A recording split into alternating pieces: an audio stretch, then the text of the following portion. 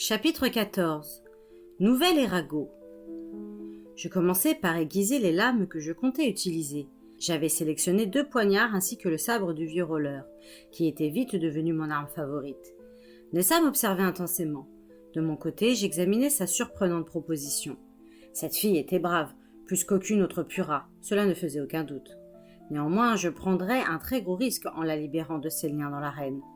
Je sentis qu'elle s'apprêtait à parler. Je n'eus pas longtemps à attendre. « J'ai une faveur à vous demander, dit-elle. »« Je t'écoute, » répondis-je, tout en restant concentré sur ma tâche. « Mes sœurs pourraient-elles être liées au poteau sans être réveillées? J'aimerais leur épargner l'horreur de l'arène. »« On ne le permettra pas, Nessa. Cela priverait les spectateurs du plaisir d'entendre leurs cris. Ils trouvent ça bien plus excitant de voir un être saigner et mourir en toute conscience. Endormis, elle ne leur procurerait aucun divertissement. » Dans ma jeunesse, j'avais assisté à une ordalie. Bien que tout se soit passé très vite, j'avais apprécié la façon dont le Hagenbrod avait expédié ses victimes et les merveilleux motifs que le sang écarlate dessinait sur le sol blanc.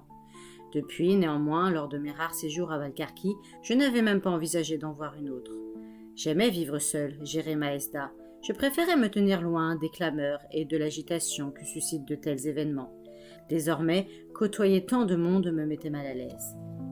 Divertissement ? Comment osez-vous employer un tel mot, alors que mes sœurs risquent d'y laisser leur jeune vie? Quelle espèce de monstre êtes-vous? Nous sommes très différents des humains, Nessa. Telles sont les traditions de mon peuple, et je dois m'y soumettre. Je ne peux rien faire pour vous éviter, à toi et à tes appétissantes petites sœurs, la peur et les souffrances qui vous attendent. Que Nessa soit prête à se sacrifier pour ses sœurs ne cessait de me stupéfier. Certes, son face-à-face avec un seul des corps du Hagenbrod, un malheureux couteau dans sa main frêle, n'aurait qu'un unique dénouement. Elle serait morte avant d'avoir compris ce qui lui arrivait. Néanmoins, un tel courage méritait une récompense. Que pouvait-elle désirer plus que tout à cet instant? Je trouvai aussitôt la réponse. J'allais suspendre brièvement l'isolement des 3 purées. « Aimerais-tu que je réveille tes sœurs? Ce serait votre dernière occasion de passer un moment ensemble, proposai-je. Fort généreusement, me semble-t-il. « Oui, s'il vous plaît. Cela me ferait grand plaisir, » accepta Nessa avec solennité. « Il nous reste combien de temps avant l'épreuve? » Presque une journée. Profites-en bien. Je vais amener tes sœurs ici, et je vais vous laisser discuter tranquillement entre vous. Je les réunis donc toutes les 3, mais curieux d'entendre ce qu'elles se diraient, je réduisis ma taille de sorte à me glisser dans la chambre par un trou de plancher. « Je voudrais mettre des vêtements propres et attacher mes cheveux avec un ruban, » déclara plaintivement Suzanne. « Tu auras tout ce que tu désiras dès que tu seras en sécurité à Stone Lake, » lui affirma Nessa. « Quoi qu'il arrive, nous survivrons. Tu dois le croire. » Suzanne secoua la tête, les larmes aux yeux. « Je ne suis pas aussi courageuse que toi, Nessa.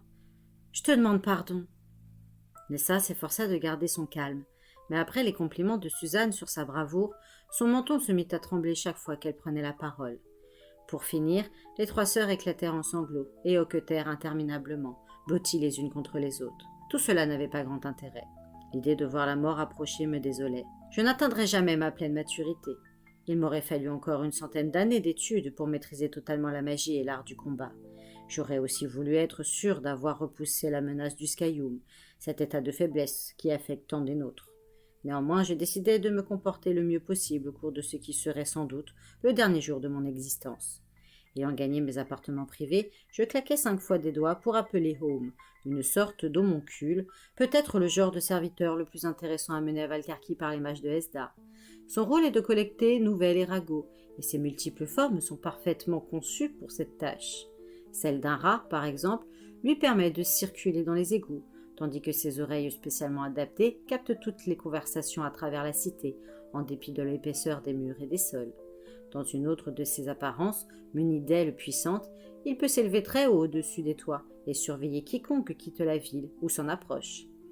Pour apporter ces informations, il devient un tout petit être vaguement semblable à un mâle humain. Il est recouvert d'une longue fourrure brune qui lui tient chaud et habite notre appartement pendant que ses autres identités s'activent ici et là. « Dis-moi tout ce que tu sais sur les autres mages de Hesda, » ordonnai-je. Lors de mes visites à Valcarqui, je n'avais jamais rencontré d'autres mages en résidence ici. De nombreuses années s'étaient écoulées depuis que j'en avais croisé un lors d'un voyage à la lisière des territoires humains. Nous avions passé quelques heures ensemble, à échanger essentiellement de plaisanteries. Nous sommes secrets de nature. Mais chaque mage devant faire son rapport à Home avant de s'en aller, les informations les concernant étaient à présent disponibles. En plus de toi, 11 mages sont venus et repartis au cours des 13 dernières années, m'apprit Home. Tu seras sûrement intéressé de savoir qu'il y a 18 mois, Rapke a fait ce qu'il croyait être son ultime visite ici. Il va sur ses 800 ans et craint que ses pouvoirs n'aient entamé leur lent déclin. Le jour où il en aura la certitude, il mettra fin à ses jours. Home avait raison de penser que des nouvelles de Rapke m'intéresseraient. Il avait été mon précepteur au temps de mon noviciat. Une fois ses 30 années révolues, un mage de Hesda poursuit seul sa formation. Rapke avait été un maître dur mais juste. Cela m'attristait d'apprendre qu'il s'affaiblissait. Lorsque ce moment arrive, nous choisissons la mort plutôt que la déchéance. Telle est notre coutume. Home me décrivit ensuite la situation des 10 autres mages. Son récit me lassa, et je lui réclamai des informations sur Valcarki et ses habitants. « Que souhaitez-vous entendre en premier maître » me demanda-t-il de sa voix de crécelle. « Les ragots ou les nouvelles ?» Les nouvelles sont généralement prévisibles, les mêmes événements se répétant invariablement au fil des siècles. Par exemple, si la vitesse à laquelle s'étendent les murs de notre cité a tendance à ralentir, certains en conçoivent une grande inquiétude. Quant aux statistiques touchant à l'exécution des prisonniers, des criminels pour la plupart, je trouve le sujet particulièrement ennuyeux. En revanche, j'aime les ragots, car, comme on dit, il n'y a pas de fumée sans feu. « Raconte-moi les ragots les plus intéressants » ordonnai-je à Home. En même temps, je notais que sa fourrure mal soignée se parsemait de poils gris. Il se faisait vieux et devrait être bientôt remplacé. Ce qui a excité tout le monde ici, maître, c'est la chute d'une énorme météorite non loin de la ville. En entrant dans l'atmosphère, elle a pris une extraordinaire teinte pourpre. Elle serait donc composée d'un minerai particulièrement adapté à la fabrication des lames. Beaucoup sont actuellement à sa recherche. Une pierre d'étoile avait une valeur inestimable, mais espérer la localiser était folie. Elle s'était probablement consumée avant l'impact, ou peut-être sa couleur avait-elle été trompeuse. De tels objets, avec leur spectaculaire déploiement pyrotechnique, étaient souvent repérés, mais rarement retrouvés. C'était peut-être celle que j'avais aperçue au nord, et elle ne m'avait pas paru rouge. Quoi d'autre ? On prétend qu'une Pura était dans le coin quand la chose s'est produite. Laoussa a eu le plus grand mal à la capturer, tant elle résistait, au point que 4 de ses membres y ont laissé leur peau. Voilà qui était intéressant. Quoique fort improbable, Laoussa est la garde privée du Triumvirat. Une seule personne avait encore moins de chances de tuer 4 de ses soldats d'élite que moi d'abattre un assassin Sheksa. Et je suis un mage de Hesda, pas une femelle solitaire. Je ne pus contenir ma curiosité. J'aimerais voir son cadavre. Sais-tu où il a été déposé ? Elle a été capturée vivante. Elle serait enfermée dans un des cachots de Laoussa les mieux surveillés. Vivante ? M'écriai-je. C'était des plus incroyables. Tâche d'en savoir davantage, recommandai-je à Home, et revins dès que possible me dire où cette Pura est retenue. Home disparut dans son trou tandis que je me remettais à mes préparatifs en vue du combat contre le Hagenbrood.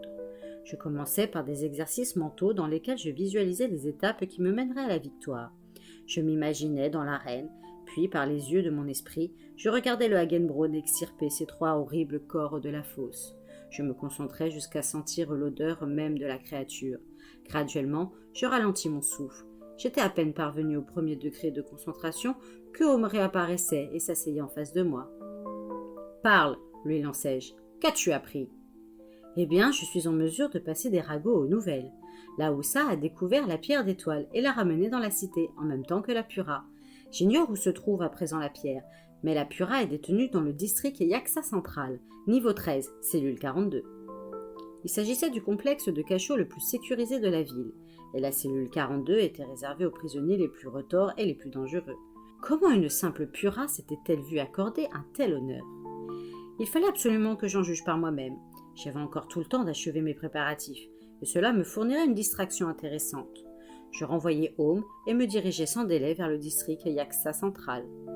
Jusqu'à l'heure d'Ali, j'étais libre de mes mouvements. Néanmoins, une fois dans la zone de sécurité, je risquais d'être interrogé, voire arrêté, si je passais outre aux avertissements m'interdisant d'aller plus loin. Je me fis donc aussi petit que possible et me dissimulai par magie à la plupart des yeux. Seuls les plus puissants des mages ou des assassins auraient pu me repérer. Les gardes savaient certainement percer les artifices par lesquels les mages de la cité se rendaient invisibles, mais nous, les mages de Hesda, possédions nos propres méthodes, mal connues en ces lieux. Descendant niveau après niveau, je croisais d'abord dans les passages et les carrefours une foule de cobalos. Je me frayais un chemin à travers les étals multicolores où de riches commerçants exposaient des produits destinés à d'encore plus riches acheteurs, tandis que les autres ne pouvaient que rêver devant bouche bée. 3 niveaux plus bas, les marchands ambulants cuisinaient du sang, des os et des abats sur des feux en plein air, emplissant l'air d'une odeur âcre. Jamais sur tous les cuves de sang où, pour un prix modique, on pouvait boire jusqu'à plus soif. Je tendis la langue pour intercepter une épaisse goutte du délicieux liquide, après quoi je poursuivis ma descente. Bientôt, je laissai derrière moi la foule des cobalos, ne croisant plus que quelques gardes isolés. Je les dépassais aisément, indétectables. Quand je parvins au niveau 12, les seuls êtres qui s'y mouvaient étaient les Woskors, ou autres entités de la même espèce. Posté à l'entrée d'un tunnel, une créature en forme d'énorme ver me suivit un moment du regard de son œil unique. Sans doute était-ce le résultat d'une nouvelle magie développée par les mages. L'idée qu'ils aient percé mon sort d'invisibilité me perturba un instant, mais il se désintéressa de moi et s'enfonça lentement dans le tunnel. Il me fallut presque 1 heure pour atteindre le niveau 13. 5 minutes plus tard, j'étais devant la porte de la cellule 42. Des torches accrochées au mur éclairaient un couloir humide qui n'était pas fait de scoria. Ces cachots avaient été creusés dans le rocher, en dessous de la cité. Des grognements s'élevaient ici et là. Soudain, un cri aigu coupa l'air, puis quelqu'un supplia. « Non, non, arrêtez! Je n'en peux plus, j'avoue! Mais je vous en prie, arrêtez! Je veux !» Les mots s'achevèrent en un hurlement de douleur, laissant penser que la torture avait repris, plus intense encore. C'était agréable à entendre. Ceux qui gémissent dans ces cachots sont des ennemis de Valcarqui, et ils méritent leur sort. Néanmoins, je ne m'imagine pas en bourreau. Je préfère infliger la souffrance au cours d'une bataille contre un adversaire valeureux. Cependant, aucun son ne s'élevait de la cellule 42. La Pura était-elle morte? Elle n'avait sans doute pas résisté au tourment qu'on avait dû lui infliger. Dès que je me fus glissé sous la porte, je découvris que la situation était tout autre. Non seulement la prisonnière était bien vivante, mais à la façon dont elle abaissa son regard sur moi, je compris qu'elle me voyait en dépit de ma protection magique. Et elle ne m'estimait guère plus intéressant qu'un insecte écrasé d'un coup de talon. Certes, elle n'était pas en mesure de le faire, car elle était fixée au mur par des clous d'argent, un dans chaque poignet et dans chaque pied. Une chaîne d'argent accrochée au plafond, bien tendue, lui entourait le cou. Pour couronner le tout, on lui avait cousu les lèvres avec un fil d'argent pour l'empêcher de parler. Elle devait souffrir abominablement, et je m'étonnais de ne pas l'entendre gémir. Elle ne portait pas de robe, la tenue habituelle des purets, en ville comme à la campagne, mais une courte blouse brune resserrait la taille sur une jupe fendue. La façon dont les 2 pans étaient attachés à ses jambes lui permettait probablement de courir plus vite. Ayant repris une taille suffisante pour que nous soyons face à face, je décidai de converser avec cette Pura. Ce n'était sûrement pas sans raison qu'on lui avait scellé les lèvres, et j'allais prendre un gros risque, mais ma curiosité était la plus forte. Je tirai un poignard, et de sa pointe bien aiguisée, je coupai délicatement le fil d'argent. Les lèvres tuméfiées s'ouvrirent, et je découvris avec surprise des dents limées en pointe. « Qui es-tu » demandai-je. « J'attendais ta visite, » fit-elle sans répondre à la question. « Qu'est-ce qui t'a retardé à ce point ?»« Tu m'attendais ? Comment ça ?» Sévère et impérieuse, un ton totalement inapproprié pour une Pura prisonnière. Elle répliqua. « Voilà 2 heures que je t'ai convoqué, petit mage. » Quelle absurdité! J'en restais sans voix. Avec un sourire qui dévoila largement ses dents pointues, elle déclara. « Je suis Grimalkin. »